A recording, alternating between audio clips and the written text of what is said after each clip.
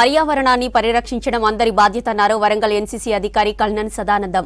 కాలుష్య నివారణకు అందరూ మొక్కలను నాటాలన్నారు. ప్రతి ఒక్కరూ పర్యావరణాన్ని కాపాడేందుకు కృషి చేయాలన్నారు. అంతర్జాతీయ నదుల పరిరక్షణ దినోత్సవ సందర్భంగా ఎన్సీసీ 10వ బెటాలియన్ ఆధ్వర్యంలో క్లీన్ అండ్ గ్రీన్ కార్యక్రమం చేపట్టారు. భద్రకాళి దేవాలయం చెరువు దగ్గర వ్యర్థాలను తొలగించారు విద్యార్థులు. ఇక నుంచి అమ్మవారి చెరువు దగ్గర వ్యర్థాలు పడేయవద్దని భక్తులకు వివరించారు విద్యార్థులు.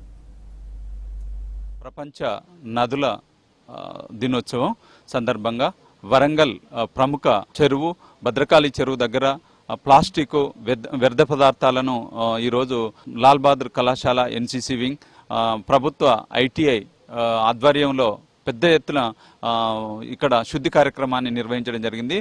మా 10 Telangana battalion commanding officer colonel Ramadurai ఆజ్ఞ మేరకు మేము ఈరోజు అంటే ప్రపంచ నదులు చెరువుల పరిరక్షణ దినోత్సవాన్ని పురస్కరించుకొని ప్రజల్లో అవగాహన కల్పించడానికి భారీ ర్యాలీ నిర్వహించి ఈ స్వచ్ఛత హై ప్రోగ్రాంలో పాల్గొనడం జరిగింది.